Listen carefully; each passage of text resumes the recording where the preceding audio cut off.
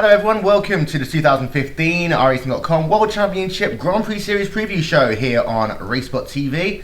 Wil Vincent here along with Rachael Whiteford and Alex Simpson. We're going to run through everything that's coming up over the course of the 2015 season, taking a look back as well at the previous 5 years of series competition as we get set for arguably, Rachael, the most competitive Grand Prix series of all time.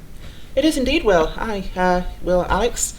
It's going to be an interesting season, of course. We have a host of rule changes coming up, which, of course, Alex will go over later, but it's going to be one of the most interesting series we're going to have, simply because of the strength of the field we're going to be seeing. Of course, 50 drivers will be running in this season, so it's going to be an incredibly tight battle. We have the return of some major on-track battles that ran over the end of last season. Who can forget the Kronk? Of course, release the Kronk. Of course, some of these big teams, of course, spreading out into iRacing's endurance field and really arguably running away in those series. So definitely a split agenda from some of the top guys, which will make things very interesting in the fight for the championship and whether Gregor Hutu can come back with yet another title. Indeed. Of course, for those of you who are new to the series, there's only been 2 champions in series history. Gregor Hutu, Alex has won 4 of them. Hugo Louise has won 1 back in 2011. People always talk about 2011 being, the season of all seasons. We had the most race winners, we had some of the biggest names of competition. 2012 and 13 arguably were a little bit more lax. Last season, we did see a kind of return to form. We had 6 different winners. And all of a sudden, we've got a huge depth of field again. Yeah, 2014, great season. Obviously, my first full-time season, so I was glad to be, good to be involved in that. And incredibly strong strength of field throughout, top 25 places. I think actually this season coming up is probably going to be even more fiercely competitive in that midfield pack. So there's going to be some great on-track battles there. Up front, it's going to be crazy competitive, and I'm just looking forward to being part of it. Yeah, and it's worth actually talking about that, the way the championship is formed very quickly. 25 drivers, the top 25 drivers from the 2014 season kept their World Championship licenses. Then the 25 other drivers are made up by the top 25 and finishing for the 2014/15 Pro Series of Road Racing, which of course we all commentated on.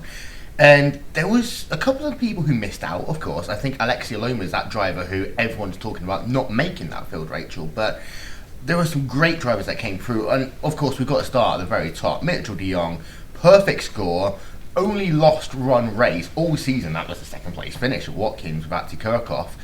But this guy, yes, he's only running part-time this year. But when he does show up, my God, he's going to be good. Mitchell de Jong is an incredible driver. He's just got such a breadth of talent from the shorter sprint races through to full-length endurance races, of course.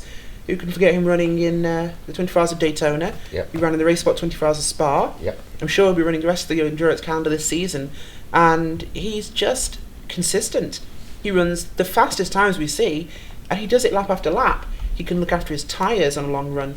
And his strengths as an endurance driver, of course, make him invaluable in the Formula 1 races where arguably they're much shorter, but keeping that tyre wear down and running those laps consistently is just as important. He's really going to be one of the ones to beat.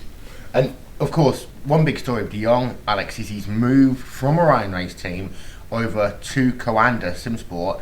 And we saw him again in the 24 Hours of Daytona. Incredible long run pace, but I do see something very Hutu-esque about him in that it's that middle part of a run that he's just phenomenal at, and yeah, it's insane.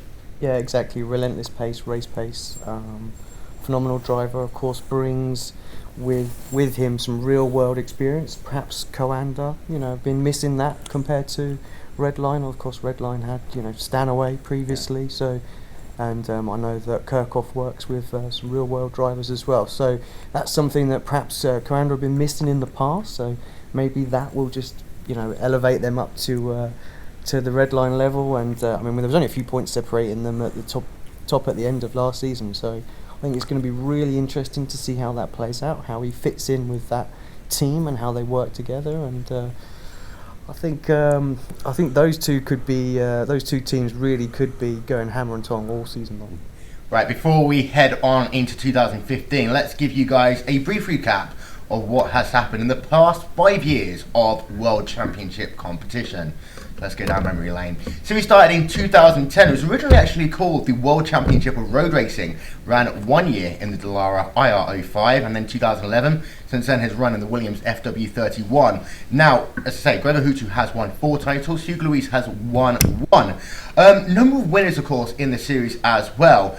2011 was a series that everyone talks about. It's a series that had Hugo Luis, Gregor Hutu, Klaus Kivikas, Jesse Niemann and Luke McLean all winning races.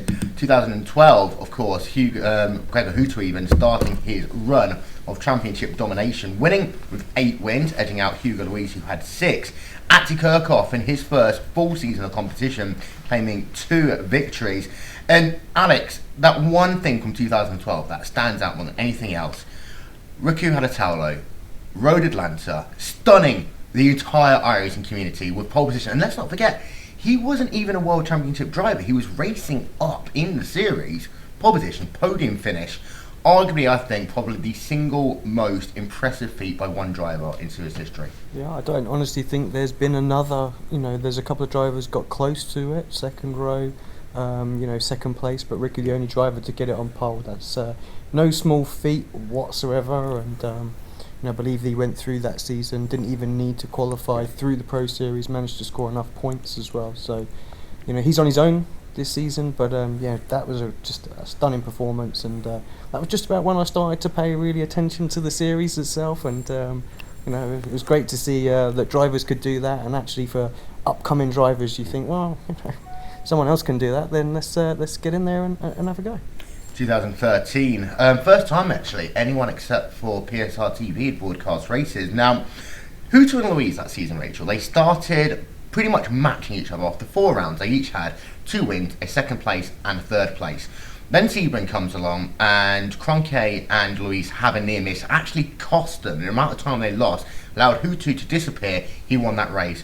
Then Memorial Day weekend, Watkins Glen, you do what no teammate wants to do. Hit someone else. It's your teammate down in turn number 1, lap number 1, and that really changed the momentum of that entire championship. Absolutely, and of all the tracks in the entire iRacing service, if not the world of motor racing, turn 1 at Watkins Glen is unique in being a bottleneck of unparalleled proportions, and getting a field through there, especially these Formula 1 cars, undamaged is very, very difficult. And of course, running into your teammate is quite possibly the worst thing that can happen for any driver. And I'm not looking at you on purpose, don't worry, Alex. But of course, it drastically changes the outlook of things, and it certainly is uncomfortable moments in team debriefing, I'm sure. But I'd say it was the pivotal moment of that season. Yeah. And of course, Hutu went on to win his second title in a row, which at that point he was kind of matched with Ray Alfala in the NASCAR Picantifree Series, powered by iRacing.com. Alfala didn't win the championship that year, so Hutu had the ability to stand at the very top of the iRacing World Championship preface. Now, 2014, first 4 rounds of the 2014 season, Alex, 4 different winners. Hutu winning for, I think, the first time ever at Spa. Then Luis winning for the first time at Interlagos. Then first wins for Glacier Racing with Alexei Ziakola claiming his first victory at Suzuka, and then Oli Picala doing the same feat down at Road America. It looked as though it was going to be incredibly close to the title, but then Hutu, 7 races in a row, victory, victory, victory. No one could come close to him in that mid-season. Yeah, fantastic opening few races to that season, and there was something about the car at the start of that season. It was very, very competitive, and everyone was seen to be on a very similar level. Even the mid-pack were right behind the lead runners as well, and there was great battles throughout the grid, and of course we had a build change. Happens quite often in the World Championship. We have to deal with that, and Redline just really dominant, and it was more the race pace. Gregor was just able to absolutely fly away during the race runs, those long stints, and hot lapping, the guys were still there, and you saw Glacier mixing it up, getting it on the front row, but no one could match Gregor's race pace in that middle of the season. And he just seemed to run away with the season at that point, and there was just no stopping him. And people were saying he was going to win it about 4 or 5 races before the end of the championship. Of course, it actually was quite close at the end. It was, and that all came down, of course, to the fact that Hugo Luis, he kind of pulled out the middle part of the season, just after the summer break. Now, Martin Kroenke took over what then became Kind of Simsport, and that middle part of the season, probably the craziest in season history, Rachel. You have 3ID Motorsports, who have been, in this series since the get-go. They withdrew. Kind of Simsport, most of the same drivers coming in. Martin Kroenke actually winning the first race that Kind of Simsport entered. He only finished 10 points outside of the championship, and people forget that Gregor Hutu, out of the last 3 races, he only finished 1. The other 2, lap 1, game over. It was very nearly a amazing end to the series.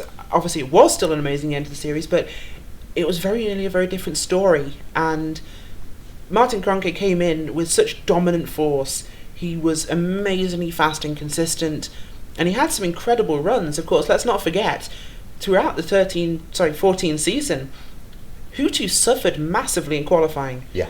He barely managed to scrape front pack in qualification, which of course I think definitely contributed to his 2 lap 1 exits in the 2 penultimate rounds. But when we talked to him actually after his championship, he did say he didn't really have the drive and the interest for the qualifying process anymore, and we know he's an incredibly fast racer, and we always knew his true love lay in the wheel-to-wheel racing.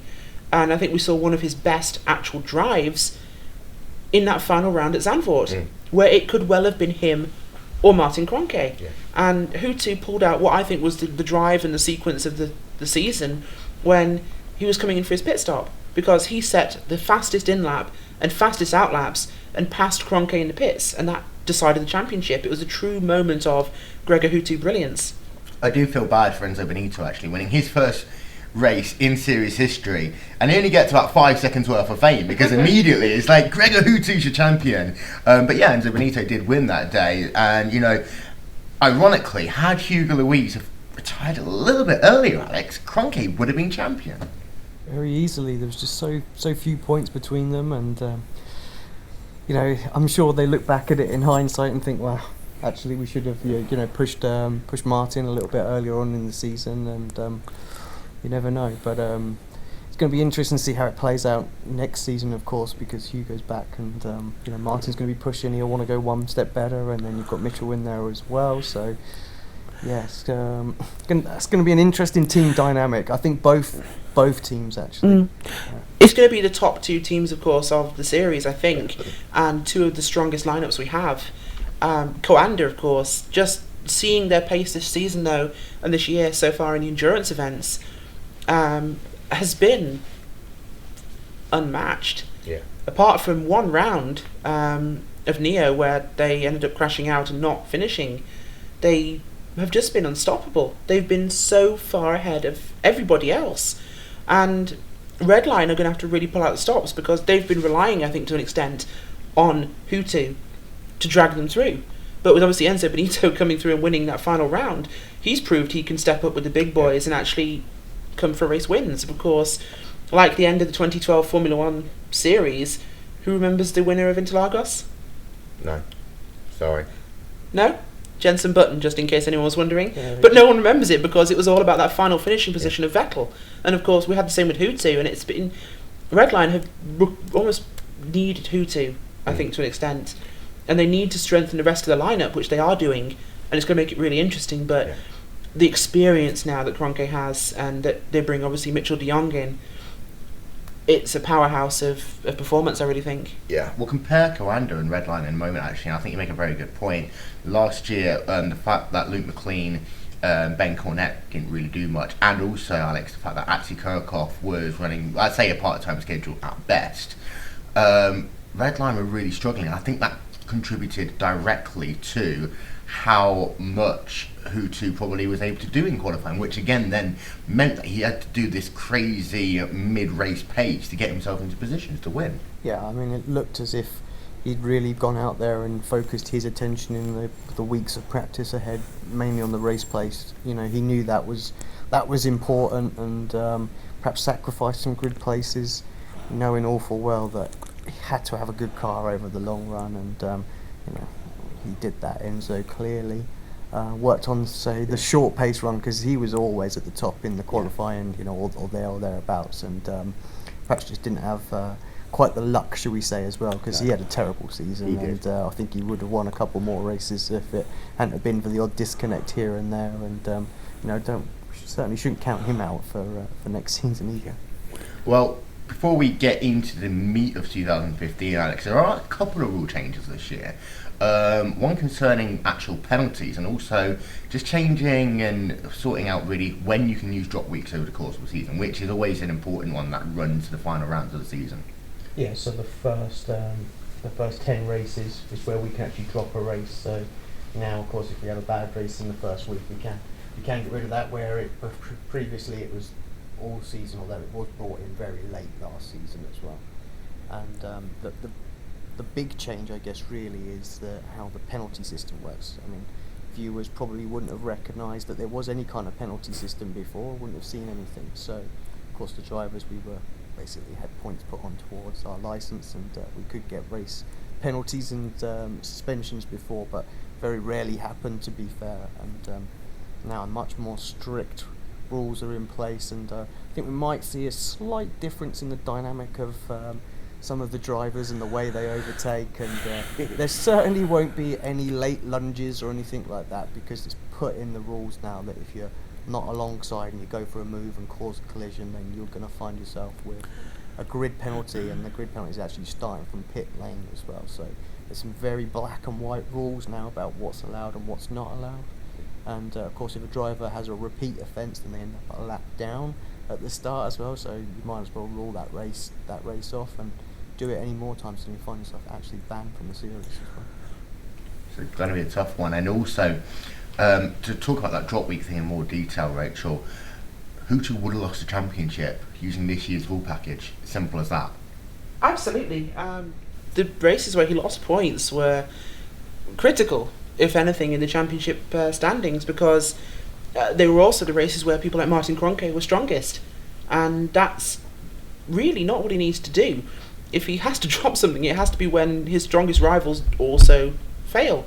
But I think one of the biggest changes, I think, to this coming season, of course, will be the shift in the power from a team like, say, Glacier.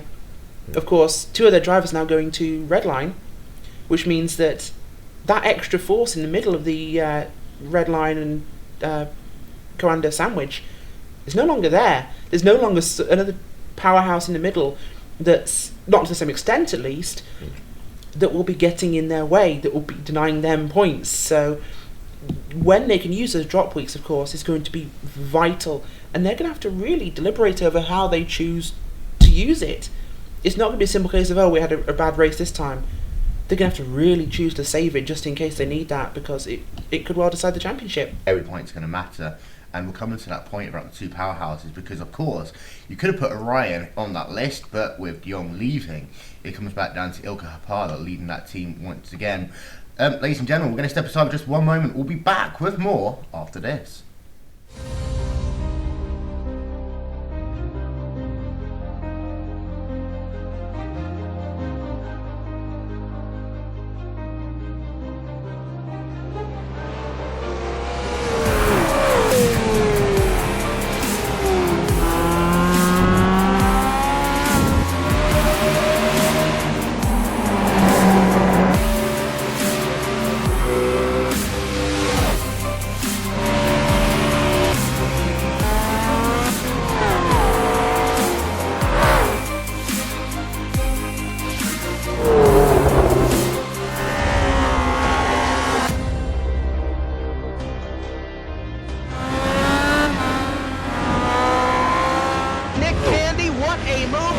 in the outside, contact made, 56 slides it into 4, who's going to be into the stripe, dead even, give it to Ryan Truex. Truex is your winner over Tandy.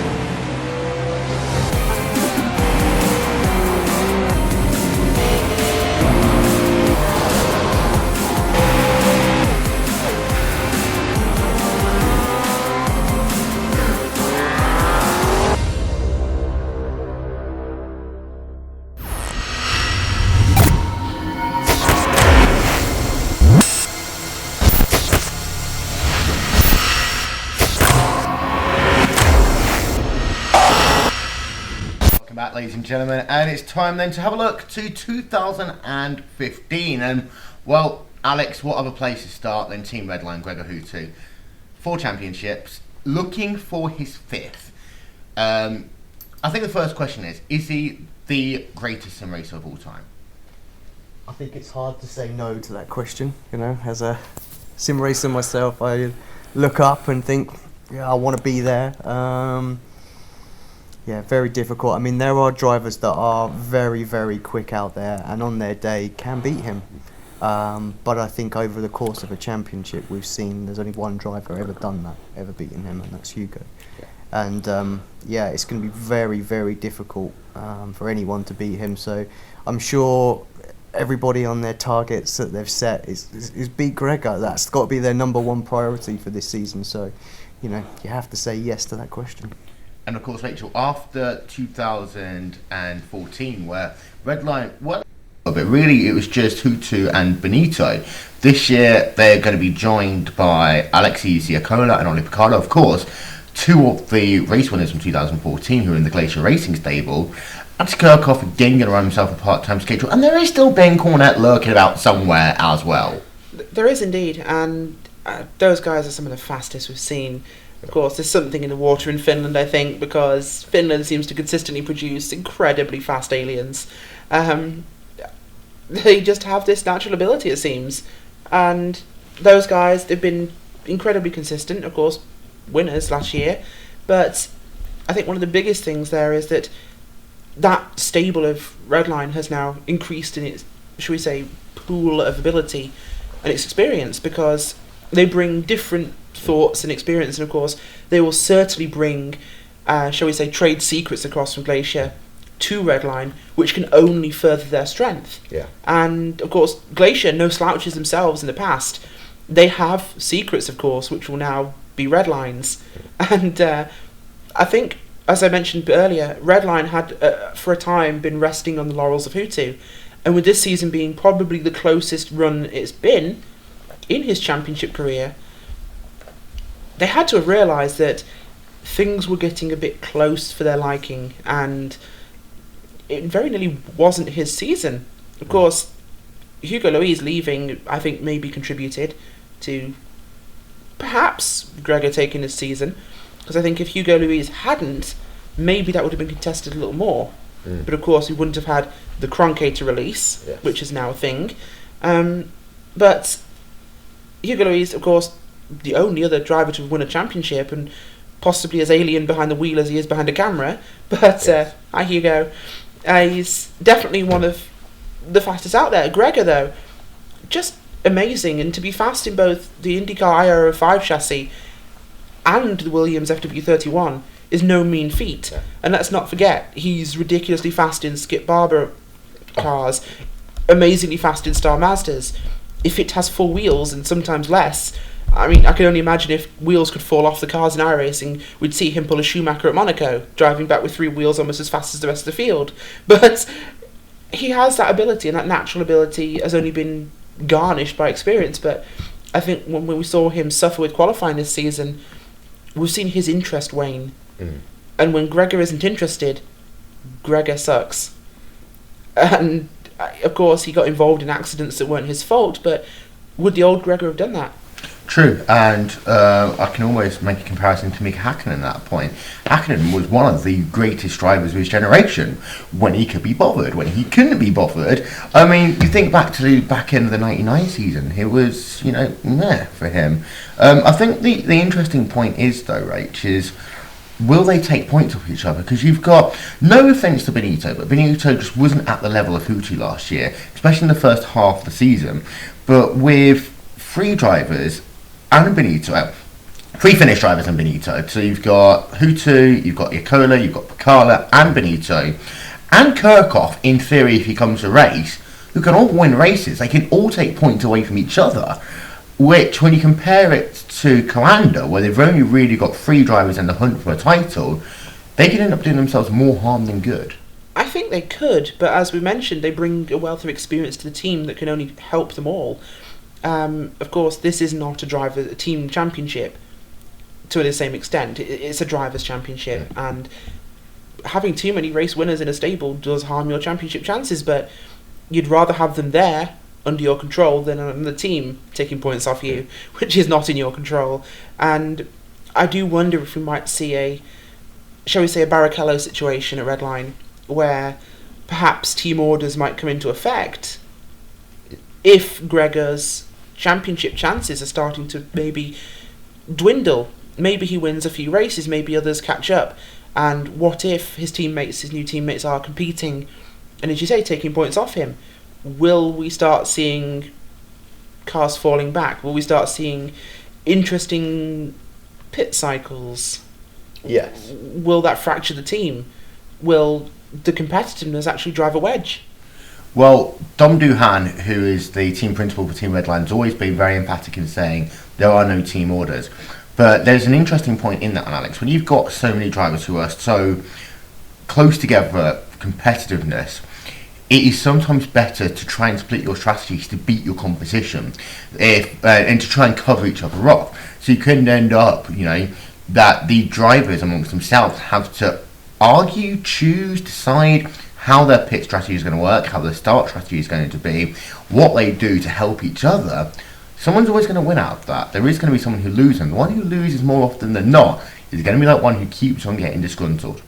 Yeah, I mean, obviously I can't speak for Dom and any team orders that Redline might have going, but frankly, I think it's all going to come down to qualifying for those guys. Really, they're going to have like a set thing that is, the person who is out front gets first dibs on whatever they're going to do. I mean, as far as race strategy goes, it's not. We obviously run to fuel figures, so we kind of determine when we're coming in on the pits way before the start of the race. So there won't be anything like, well, let's bring them in first and get them the undercut. It won't happen like that. So I think qualifying is going to be all important for them, and be it Bacala or Ucola or Gregor that's up front. I kind of think their number one standing rule will be don't hit each other.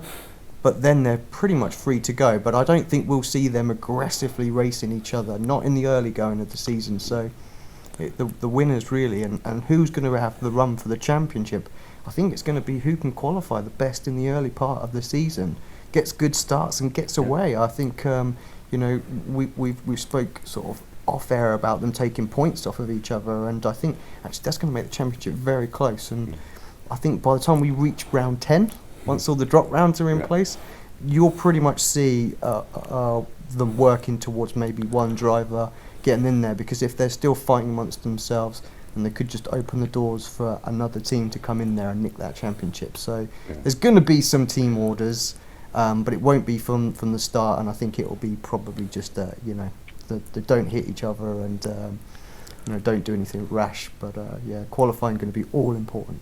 We didn't talk about Ben Cornett, of course. He's got his whole championship licence back. He is a great driver, I will say that one. Ben, you are better than mediocre at best. Hi on RaceSpotTV. But he turns up, and of course he races when he wants to. But people forget how much Ben brings to that team off of the racetrack, and I think that he does a lot off track to help, more than anything else, kind of be a mentor for a lot of the newer drivers as well. So don't ever forget about Ben Cornett. Yeah, very quick driver, for sure. I know he posted saying he wasn't going to do too many races, he was going to do as many as he possibly could, so a bit like Atsi, he's going to run a reduced schedule. But like you say, I'm sure when he is there, he's going to be helping the guys a lot, test like those long runs and work out the strategies and things like that. So like you say, don't count him out. I'm sure if he puts the effort in, he'll get himself on the grid and he'll be mixing it in there as well. That is one of the important things that we don't really consider, and perhaps from the viewer's perspective it isn't as easily recognised, is that a lot goes on behind the scenes of this series, in that testing and development of the setups is by far and wide the biggest part, and there are guys behind the scenes you don't hear about. They don't have the superstar status, they don't have the celebrity within the community that they are out there driving the cars. But you have these people turning thousands of laps, working on the setups. You've got the engineers, you've got telemetry analysis, and people like Ben, of course, maybe not running the whole schedule, but maybe tracks they aren't running, they can help with that experience and actually bring a better car to the track Yeah. for the guys that do turn the laps. And that will be critical, just having that experience. Of course, Ben, one of the few drivers to have done, I believe, 4 years, isn't it? Yeah. And people forget, of course, that Hutu is the driver who's done all of them. Ben Cornett, you put at the list of people who has done 4 years. Andy Kirchhoff has been, well, 3.5, 4-ish, depending on whether you count his 2011 performance as a full year or not. But to turn from the silver and black of Team Redline to the purple and orange, shall we say, of Commander Simsport. Now, Hugo Wees, Martin Cronkite, they have been a pairing for so many, and I have to say, 2014 for me, Rachel, was a breakout year for Cronkite, and I've been commentating on him for 3 years. But adding Mitchell de Jong, that team has got some serious firepower now. Absolutely, and Mitchell de Jong, we can't say enough about him. He's a world-class driver. He just brings a level of consistency you don't often see. But Martin Cronkite, he was good last year. And we saw his breakout run towards the end, where he actually took the fight to Gregor Hutu. Maybe in part because Hutu was wrecked out of 2 of the final races. And I used that word deliberately. He was wrecked out of those 2 races. Beyond his control, so it wasn't as though he slipped himself. One, of course, was the big, should we call it Gridgate? Yes. The car park of the Americas, Circuit of the Americas, where, of course, he was just caught up in that initial furore. And Suzuka, where, well, the funnel of turn 1-2 ended up killing him. But Cronkite, I think his real emergence has not been in the World Championship Grand Prix Series. I think his real emergence has been in Coanda's efforts in the endurance field, in that we've seen him come out as an almost Andre Lotterer style character, in that he will get in that car and robotically just pull out the laps. He just puts down those times that are unbelievable, and you're seeing them maybe in a battle over the mid hours of a race, and you're seeing, okay, now they're going to put Cronkite in, and you just know they're going to go maybe half a second to a second a lap faster over the entire run. And he, whilst, other teams you'll see bringing out a consistent but slightly slower driver, it's literally a case of, okay, we need some time, release the Cronkite, and he just comes out like a lightning bolt. Maybe that's going to help him this year in the actual Grand Prix Series, because he's gained that experience now. He's been running against the same drivers that will be running, and of course it can't hurt him. If anything, it's broadened his horizons. I actually remember a race, Martin Cronkite 1-on-1 in the LMP HBD car back at Spa, and it was the first time when Cronkite made me sit up and notice him. And he has some great performances. I think last season, after the off-season, when he took command of that Coanda team, I think that it was really his opportunity to shine, Alex. He's done that. But this year, I mean, we always forget when we talk about Coanda, you forget about the likes of Marty Piatello and Andre Borcher. They are the workhorses of that team. They've been in the series for some years now, and they have been incredibly good at what they do. But you can't discount the fact that they've got Mitchell de Jong, the driver, who won all but one race in the 2014/15 Pro Series. Yeah, maximum points when we consider the drop round that he had, and the second place was excuse me, the second place was only 2 or 3 tenths of a second behind behind Atsi. So phenomenal performance for him, and he's going to bring a lot to that team. And but like you say, I mean, we can't really forget out people like Marty and Boccia as well. They're going to be very, very quick as well, kicking around that top 10, trying to break into the top 5. I'm sure they'll want to improve their overall performance from last season, and those guys had a little bit of bad luck, got caught up in a few incidents here and there, and they would have probably well and truly cemented their position in the top 10 a lot earlier than they did. So they're going to be quick. You never know what Mitchell might bring to the team, might bring those guys up to the level as well. They're all fantastic drivers as well, and like I say, you never know, you could see a 5-car team all mixing it at the front there as well. One interesting point I do want to raise, though, is especially with Mitchell de Jong, is I was watching him actually this week running in the new NASCAR iRacing Series Xfinity division. Of course, new to iRacing.com this year. Of course, they were expanding their NASCAR iRacing Series to the Xfinity car, which of course is a great thing, of course, for the oval drivers. But Mitchell de Jong races oval as well as road, and I watched him in that race, and of course this was Daytona, and he has incredible awareness and car control. He was running 2 and 3 wide with guys.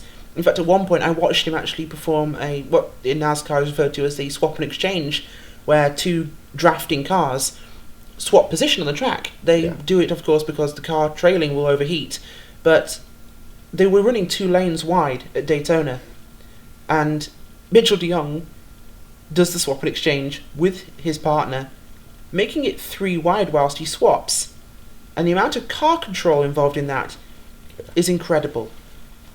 Not only did he do that, but they still maintained the lead whilst doing it, and his racecraft can only be improved by his oval experience. I know a lot of road fans and road drivers will often poo-poo oval driving and oval experience, but it brings a level of racecraft and tight, close racing that you just can't get on the road. I think people forget about de Jong, that he is, a legend in the X Games as well, and really is going to be, I think, a popular face for that Coanda team. But what is a gain for Coanda, of course, is a loss for Orion, Alex. And I think many people, for a while, forget that Orion had been in this series pretty much since day one. Ilka Hapala, he's had some great seasons. I was always expecting with de Jong, Orion to really use 2015 as a comeback year, but now he's gone. It's back to Ilka, really being that lead driver. I'm a little bit worried that they're going to fall back down into that mid-pack again. Yeah, Orion, really the end of last season came on strong. I mean, they were very quick, right up in the top in qualifying, fighting in the races, got some podiums, I believe, as well. So I think, I think a few people were surprised that Mitchell left, and then a few people weren't surprised as well. And I think it was probably inevitable that one of the big 2 was going to try and get in there and grab him. But of course, Ilka's now left with basically trying to pull the team back up to the front. Now we know how quick Ilka is, and I'm sure actually what they've learned through last season, the car pretty much is the same. So I think they're going to be very strong at the start of this season, no doubt. Got Davies back in there as well, and I was just joining them as well for the first time in there. So 4 drivers in there. Let's not forget Dion as well. So a good core group of guys, and I'm sure actually that while probably we'll only see Ilka fighting in and around maybe top 5, no disrespect to any of the others, they're all capable of it, but I just think Ilka's just perhaps that level above them. I think the others are going to be in that midfield battle and be trying to break into the top 10s and things like that. So, but they're certainly going to have a quick car, and it's when we get a change how they adapt. I think that'll be the interesting part, because they haven't got the strength that they had. So as long as they can adapt, they're going to have a good season, I'm sure. And like I say, if there's not much of a change in the car, then I can see them fighting and getting the odd top 5 here and there, and maybe see them on the podium as well. And they could be the team that still mixes it with those top 2, maybe taking the Glacier spot. Well, of course, Ilka Hapala, he's been in this series pretty much since day one, which is, I think the experience he has is critically important for that team coming into this year. And you make a point as well, they could very easily get up to the top, and potentially they might end up getting themselves a victory. I think that it's possible that they might get themselves a victory this year. And as far as it goes, of course, Ilka Hapala has won 2 rounds of the championship. They were back in 2010, however, the longest active drought in series history. But in the Pro Series, Rachel, they had themselves a nice little battle going on with Movano. I think this Orion-Movano battle is going to go all season long. We'll talk about the other players in that mid-pack in a moment, but I'm really excited to see who's going to come out on top of that battle, because Movano got some great guys. Movano, of course, new entry this year to the actual iRacing World Grand Prix series, and I think they've got some real potential, Will. Of course, I think we are going to see potentially a Mercedes Force India battle between those 2 teams. Whilst they're not going to be fighting over the podium, perhaps every race, there will be 2 teams literally directly behind it that are going hammer and tongs. Movano are very strong. We've seen them racing, of course, in the SDC Black Cup. Yep. Of course, returning this season in the SDC Blue Cup. Yep. And that's brought to, I think, iRacing.com by Team GT. Yep. And it's on RaceSpot. It is actually on RaceSpot TV. Yeah. Shameless plug. Yeah. But Movano, very, very talented drivers, good pool of experience, and they will definitely be more of a factor than people might give them initial credit for. They're not a new team. They're very experienced, but this is their first foray into, of course, the main stage. And of course, Holtzman and Carla had that crash, which I'm going to call Gate, at Spa. Now, the one thing that worries me, I think, about Movano is what happened in that inter-team battle, because they are both very strong characters, Carla and Holtzman. I am worried that if the two come together again, or if there's something that happens on track that might fracture the overall team dynamic. But they are certainly going to be players in that top 10. Yeah, definitely. Although I do think that inexperience on this main stage is going to be a factor there, because they have never really been in a situation where they've had to manage that inter-team rivalry to this extent. Of course, in other series, they've allowed their guys to race. The stakes weren't that high. Here, the stakes are everything. There is big money on the line, and there is big reputation on the line. They want to establish themselves, and they have to do it the right way. They can't have an inter-team rivalry ruining their initial series entry. Now, other players on that mid-pack, Alex, there's a team called Apex Racing. I don't know if you've ever heard of them. Who are they? Yes, some driver called Alex Simpson. But rather than talking about yourself, new driver for Apex Racing UK this season, of course, is Sebastian Job. Now, he is the youngest driver in series history. A lot of weight on his shoulders, but what it shows for me more than anything else is how sim racing can, just the way that karting and open wheel things do, back in the 90s, 2000s, even now, develop driver talent. This is what sim racing can do now. Yeah, absolutely, Seb. Fantastic example of that. I mean, come on a long way. Before Apex, he was part of the AAA Academy team, I believe, and that was really where he caught my eye. And he's just some of his ability to race with people, nice and clean, make some great overtaking moves. He's not scared off by some of these well-known names that we saw him racing with week in, week out with the GT cars, and that's really his bread and butter, where he sort of grew into the driver that he is now. And I mean, the thing is, just like I say, he's very young, he's still learning a lot, and he's only getting quicker and quicker and quicker. And I'm sure before long I'll be looking at the rear wing, which would be not ideal, but still, that's really what we want, and we just want to nurture his talent and see where he can go with that. Still has a lot to learn. It's fair to say, we were talking off air and things like that, and actually, there's loads for him to pick up and improve on, and I think given it a full season in the World Championship next year, he could be a major player. He's the Nakurian of this year, and anyone who watched the Neo Endurance race from a couple of weeks back will remember at Interlagos, will remember how Jonas Nakurian just had an absolutely standout race, in my opinion, one of the best races I've ever seen, and I think that is kind of the ability of some of these drivers to be nurtured. And to talk about radicals, Nakurian, I think this is going to be a great year for him, and he's been kind of tutored by the likes of Jeremy Bouteloup and Paul Ilbrink, who had to kind of regroup after Pablo Lopez, Blake Townend decided to withdraw from the World Championship Series a couple of years back. They are smaller than they used to be, but the Radicals team have always been there or thereabouts, and every year I start off by saying the Radicals are the team most under threat for getting themselves in that mid-pack. Every single year the Radicals team comes back and they get themselves right at the very end of that mid-pack. They do, and they're a strong team, of course. Blake Townend actually just making his return to sim racing in general recently. But one thing I want to talk about, though, especially with some of the Radicals drivers, is two series. There's the 2K Skip Barber World Championship, and there's the UK&I Skip Barber Racing League, and that's a small league, but it's one where Sebastian Job and also Richard Avery, who is this year joining Friction Racing, of course, for the IWGPS. What a mouthful. Yes, it's not our fault, by the way. We don't name this. No, we didn't name it. It's not our fault at all. Yes. Not blaming iRacing, of course. Yes. Can't blame iRacing, not allowed. Yes. But Avery, of course, but Job, this is where Job cut his teeth. Yep. And it's the grassroots of open wheel racing. Yep. That car is relatively easy to drive, but incredibly difficult to drive quickly. Yeah. And week in, week out, Job is, every time he enters a race, he's a factor to win. Even when he took weeks off from the 2K Cup, he comes back and he's instantly a factor to win. And I've mentioned it before, I mentioned it off air. I have so much faith in Job's ability, I really do. He's an incredible driver, he's fast and he has great racecraft.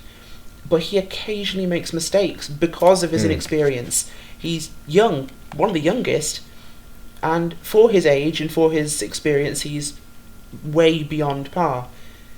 But occasionally you just see those little mistakes coming through. And of course, they're going to be ironed out in the years to come, and especially this season I expect to see less. He's got something in common with Hugo Louise in that he struggles on pit stops. Hi Hugo, because of course last year Hugo Louise had the most miserable run of pit stop luck ever. You saw that with Job in the Pro Series, and it's one of those things, over time it's just getting those nerves calmed down and just thinking about it more logically as you come in towards pit stop, making sure each of those little sequences are done. I think that's going to be the difference maker. He's a little emotional as well. And that's one thing I think has been the contributing factor to some of those mistakes, is if he gets ruffled, he might have a problem. Yeah. And you don't see that from some of the more experienced drivers. Hutu, of course, had his emotions removed at birth, which I believe is a service provided by the Finnish Health Service. Every child at about age 3 has their emotions removed and a vodka drip implanted. Yeah. But he Wait, just is this top here now? I think it is, yes. Yeah, great. We don't have a Stig, but we do have an Alex Simpson, of course. But, of course, Alex Simpson is not actually a Stig. Yeah, BBC, please don't sue us and mention the word Stig. Yes. Our team racing driver is actually Alex Simpson. But he'll be going back in his cage after the broadcast is finished, of course. We had to ship him here by FedEx, sorry. Although other delivery services are available. But like I say, you just don't see that inexperience, or the emotion, I should say, from some of the other drivers, and to race at this level you have to remove it. It has to be completely gone, and that again could be a factor in the inter-team rivalries between some of the big teams in this series, but especially for people like Job, who perhaps because of their age are vastly more mature than they should be, but you still see it slip through occasionally. And I think if he can control that, he will be one of the best, undeniably. And he could stay with Radicals, but I can see him, if he can control that emotion, being snapped up by either Coanda or Redline. Yeah. Couple of other teams to talk about. TNT Racing, Alex. They kind of fell off the face of the earth. They're back. And of course TNT Racing have been on iRacing since pretty much day one. They are back. We saw them in the Pro Series. Great fun to see them back again. And they are going to be one of these other teams again, mixing it up in the mid-pack. Yeah, absolutely. I mean, Ben and Sam had a great Pro Series. They've obviously added Tomo to their lineup as well. So 3 guys going at it. TNT, like you say, pretty much a bit of a historic team as far as iRacing goes. So it's great to see them back in the top flight of sim racing. I'm sure they're going to do a great job. I know, personally, we want to make sure that Apex are ahead of them, but we can see them definitely being in and around that fight as well. So I think anybody who thinks actually that these guys are going to be just a little bit behind are going to be gravely mistaken. So we're not going to underestimate anyone on the grid, especially those guys. Ben really has come on leaps and bounds, and we saw that with some outstanding performances in the Pro Series, right up there in the top 5 fighting. And I think you have to forgive me here, but I'm sure we got a podium in one of the races as well. So you just can't count out that kind of performance. So like I say, anybody who thinks they're going to take them for granted, some of the long-standing teams, INX, us, Radicals, they're gonna. I think they're gonna have a pleasant surprise with them as well. So that's going to be an interesting team to see how they develop. And I'm sure working together, see Tomo, new member to the team, it's going to take a little while for him to settle in and see what he brings to that lineup as well. Obviously it was just the 2 of them in the Pro Series, so I think that extra man just could give them something else that might just kick them up the grid a few more spots, and yeah, like I say, that top 25 is looking very fierce. Talk about INEX very quickly as well. Let's ask a question, Rachel. Jake Sturgis, can he finally be the only driver to win a race in an NASCAR Peak Entry Series and the iRacing World Championship 1-3 Series? Well, I think he can. Jake Sturgis, of course, has had some great runs in the series, and I think he's one of the best multidiscipline drivers there are. Of course, we have other drivers that have crossed over, like Frank Levick, fourth. Yeah. He's crossed over, and he's been pretty good, but he's always been roughly mid-pack. Yeah. Sturgis, though, we've seen him, especially to the end of last season, we saw him definitely pushing towards the front. At a level we didn't really expect. He almost won a race, don't forget. He did. He had technical issues, but he was leading at, I believe it was Okayama. And we were talking about, he might do it, and he didn't. He seems to be very good at the Japanese racetracks for some reason. Well, that's a definite interesting point there, is that Japanese tarmac is made of special slippery material. Yeah. Apparently, and this is what I've heard, is because they use a lot of volcanic rock in the actual tarmac, which of course is very porous and it absorbs a lot of material, which means it ends up being very slippery compared to European tarmacs, which are containing more granite than the porous igneous rock. And so it ends up being that it's a very slippery track, and maintaining that car through the corner is very important now. You'll see a lot of drivers perhaps depending somewhat on expecting, I should say, the grip to pull them through. Whereas people like Sturgis, of course, coming from the Peak Entry Series and NASCAR oval racing, you often have to deal with tracks that are incredibly slippery. And when you're dealing with a banked corner, slick racetracks end up being evil. Yeah. And to be able to handle a car like the Generation 6 stock car around a slippery, banked oval, you are driving on ice to an extent. And that's obviously why I think he's had success at the Japanese tracks. And let's not forget as well, INEX, very strong lineup, being kind of thereabouts last couple of seasons, and it'll be very interesting to see what that team does. Of course, always historically the fastest in a straight line. Whether or not they continue that one, I think will be an interesting one this year. A couple of more people before we kind of sum this one up, Alex. We've got ourselves the team of Friction Racing. We haven't yet talked about them, who, you know, they have got strength in numbers. And then also, I think my dark horse for the season, Vortex Sim Racing, because of course, many will know I'm an IndyCar guy. I have seen Vortex develop since day one. They are very methodical in what they do, and I think they might bring a surprise. Yeah, Vortex got massive numbers. I mean, their team is huge, and it's great to see them actually making the step up into the World Championship Series. And yeah, Dimitri Yanis and Thomas Sturm, sorry, just to look it up and make sure I got the names right there.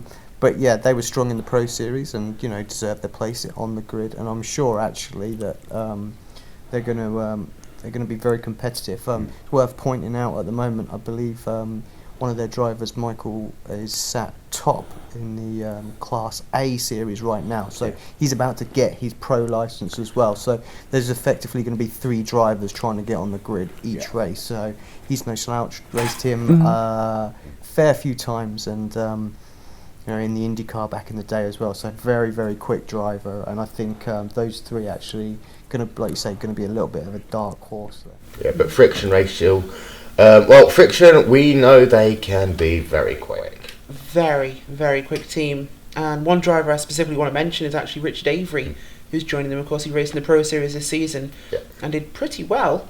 I think he's going to be a definite dark horse for that team because he tends to punch way above his weight.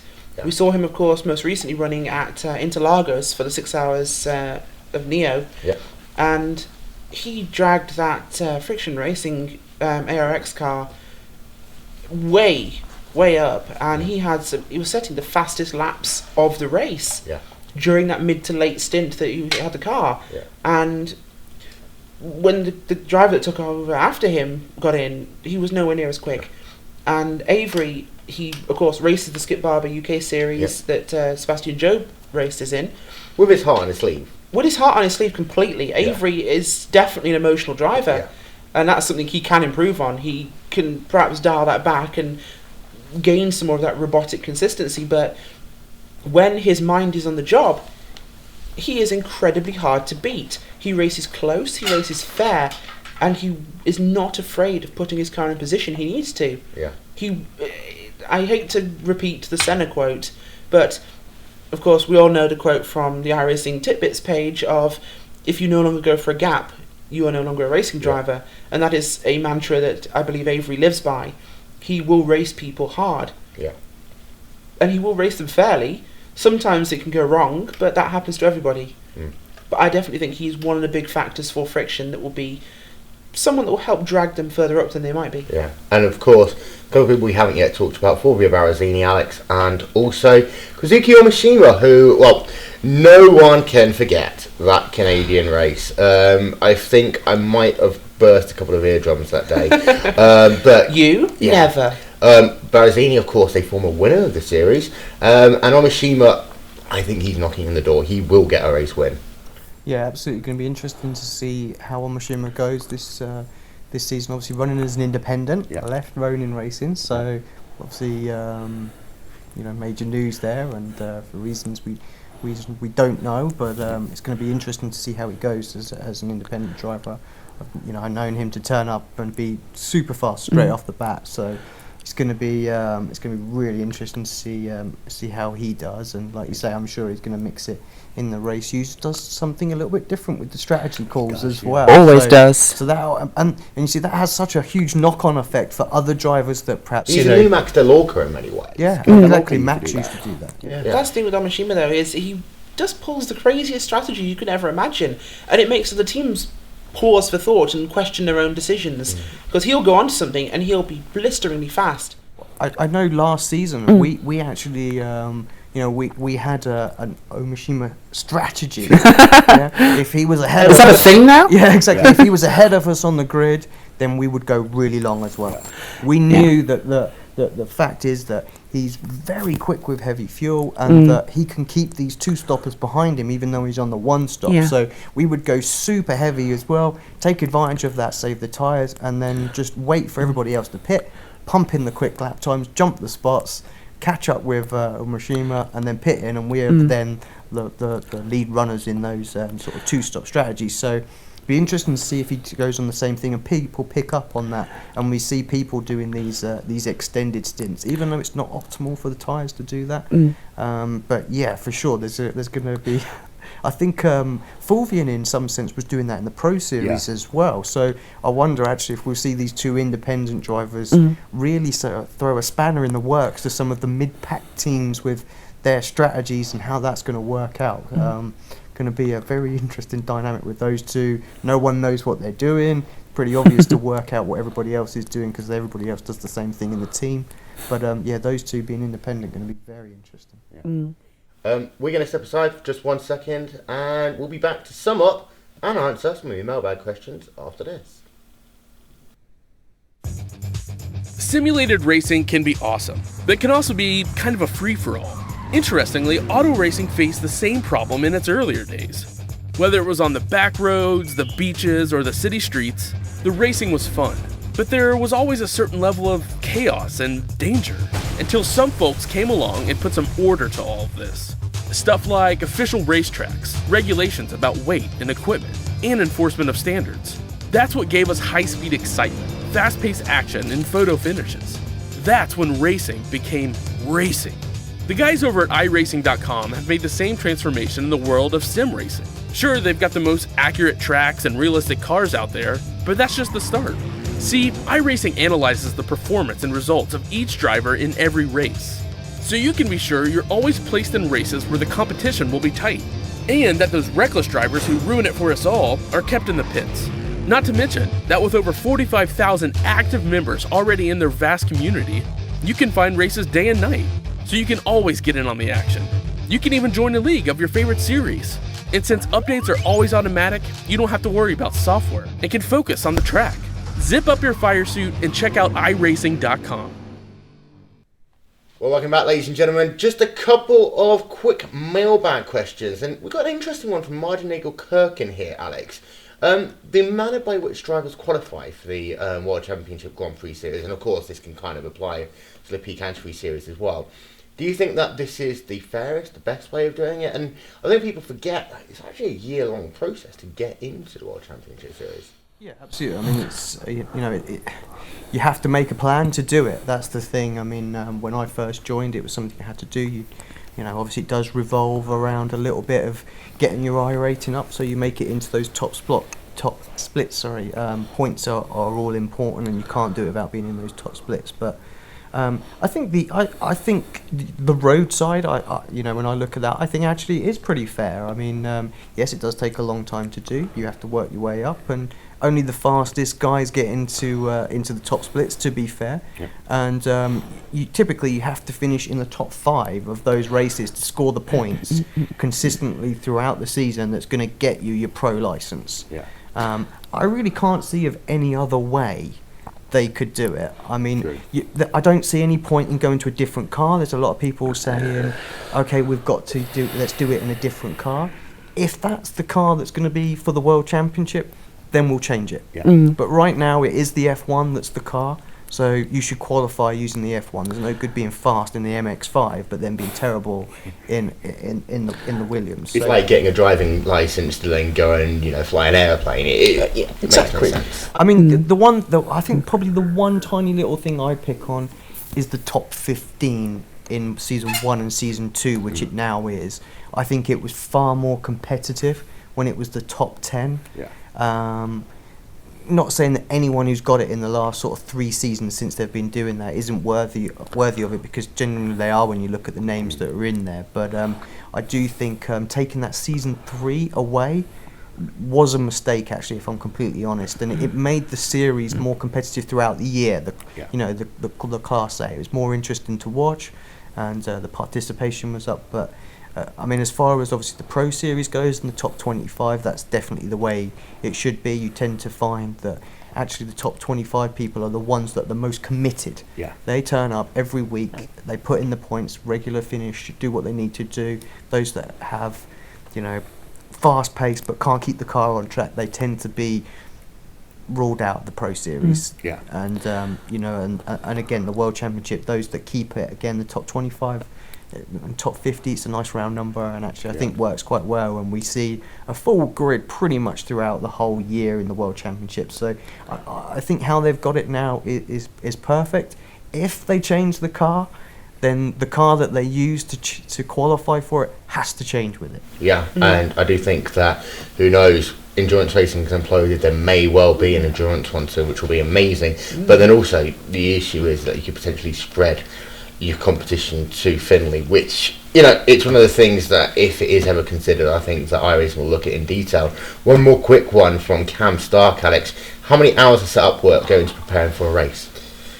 Mine can vary somewhat depending on whether I like a track or not, and there is a big difference. If we get a good baseline set up really quickly, then we're probably talking an hour every other day is what I try and spend on it. Much more than that, and you get very frustrated very quickly, and you just end up going backwards. So every couple of days about an hour. Rachel, a question from Ben Cornett. Who's Alex Simpson? I don't actually know. I know he's used to be involved in something called Apex Racing TV, and he's occasionally shown up on our coattails to do things with RaceSpot TV. Yeah. Don't think much of him, to be honest. Yeah. I mean, I hear he drives Formula 1 cars relatively okay, don't you? Yeah. Ryan Walker asks a question. Will Hootie be beaten this season, and if so, who do you think will want to beat him or challenge him this season?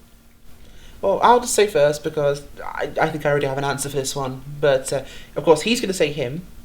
But, we'll see. But I think if anyone's going to beat him this year, it'll be Cronky.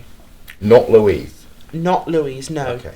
I think Louise's time away from the series will have hurt him slightly. Not much, but if he makes a return to championship form, it will be next season. Right. Now, commentator's curse, I could completely throw his season for him, or he could just prove me wrong and win. In fact, he's probably going to do that just to spite me. Yeah. But I think his experience will transfer over him some mentoring to Cronky. Cronky has had a big push in the end of the 2014 season, and I think if anyone's going to bring it to Hootie, he will. We've seen consistency and we've seen aggression from Martin Kroenke. I think if anyone can do it, it's him. Alex, any advance on that? Well, I mean, I think the one driver who really stands out, who I think has strength in every aspect, so qualifying, race pace, racecraft, is Ollie Pacala. I think actually Ollie could be a real threat to Gregor. I definitely feel like like what he's going to learn from joining Redline as well. Yeah. Is the missing piece. What he did so much last year is what he improved so much, and I think he actually told me once his issue was qualifying. As soon as he got qualifying sorted out, he was going toe to toe with Yakola, race in, race out. I do think that we're going to break the number of winners this season easily, because Hutu's going to get a win, Yakola's going to get a win, Benita's going to get a win, Picala's going to get a win, Kroenke, Louise, De Jong will get a win, Kirchhoff will come up for Zandvoort and win his home race again. I do think this is a serious point. I think Anatolo's going to win a race. I also think you're going to get someone, either a Hapala or someone like Holtzman or Carla winning a race as well. We are going to get surprises this year, and I think that the series is so close that it will come down to who is going to be the ballsiest in qualifying, Rachel. Yeah, absolutely. And of course, let's not forget we will have changes coming to the Formula 1 car in the next build. And we also have a new track, of course, in Monza. Yes. Which is going to see a very different style of driving to a lot of the circuits we've seen. Yeah. I mean, it's the cathedral of speed. It's a lot about top-end speed. Be careful. Sorry. careful. I nearly The European put Indianapolis out of its place here, Yes, but yes. It's the European cathedral of speed, Will. I'm sorry. Will loves his IndyCar, and anything that's said against it, even though I'm a massive IndyCar fan, really upsets him. So sorry, Will. But Monza's a very different style of racing. It's a lot about top-end speed. It's a lot about big braking zones and fast chicanes. And I think that will see perhaps someone we might not have considered come through. Of course, nobody will have any previous setup experience for the track. No. So it's a very level playing field. I just want to pick up actually on a point that you mentioned about the setup on the track, because there's been a long-standing debate why we use the high downforce configuration on the Williams at every track we go to, and pretty much that was what William used, apart from Monza. Yeah. So whether or not we're going to use the medium downforce configuration at Monza will be very interesting, and the straight line speeds you could see that we're going to be doing through there. Jake Sturgis will win that race, I guarantee. The reason why I say this is actually not because of his NASCAR experience, but because of how he has always been, and INX have always been, at tracks with long straightaways. I think Jake Sturgis is going to win that race. I'm calling it now. I mean, if somebody qualifies pole and puts that medium downforce setup on, they're gone. You're not overtaking them. No. You might be quicker through the corners, but you're not going to outbrake them into the corner. They're going to be too far gone. Any slipstream you get is just going to be a waste. So it could be that could be a really exciting race to watch, and I think there'll be some huge packs drafting each other around there. I think it'll be insane. I have got to ask the question though. Champion Rachel, go. I think that the changes at Redline are going to mean that perhaps the fight of such dominant drivers together are going to take points away from Gregor Hutu. I'm going to say it's going to be a Coanda driver. Right. It's either going to be Kroenke or De Jong. If I have to pick, Kroenke. Well, De Jong likely, he says he's not going to run the full season, so I think it's going to be a close one between Kroenke and Louise. I have a feeling that Kroenke might stand out this year as far as that Team 1 goes. Just the more recent experience of Kroenke over Louise. Louise, you get rusty so fast in this car, and I think just that little time away for him. And Kroenke's still racing pretty much week in, week out. Exactly. So I think that will be a difference maker as well. Alex? Yeah, I'm going to stick with what I said earlier. Actually, I think Pacala's going to throw a curveball, and everybody's going to be a little bit shocked, but I think he's going to take it. I'm actually going to agree with Rachel. I think it's Kroenke's year. Now, again, to be champion, you've got to beat Hutu, and Hutu will still be incredibly strong. I think that Redline will take too many points away from each other, and I think for that reason and that reason alone, Coanda, I think, will be strategic. They'll work more together. They've been a cohesive unit for so long, and I think that is how they will take themselves to championship. And don't forget, ladies and gentlemen, the entire season will be here on RaceSpot TV all season long. 16 rounds of intense racing. And of course, don't forget as well, you've got yourselves the iRacing.com Endurance Championship and the 2015 iRacing.com Indianapolis 500 as well. So that's it. Thank you very much for watching the 2015 iRacing.com World Championship Grand Prix Series preview show. The lovely Rachael Whiteford and the awesome Alex Simpson. And the guy on the camera at the back who no one can actually see as well. Come into the camera shot. Do it, do it. There you are. Our wonderful cameraman as well. We shall talk to you next time. Enjoy the season. Bye.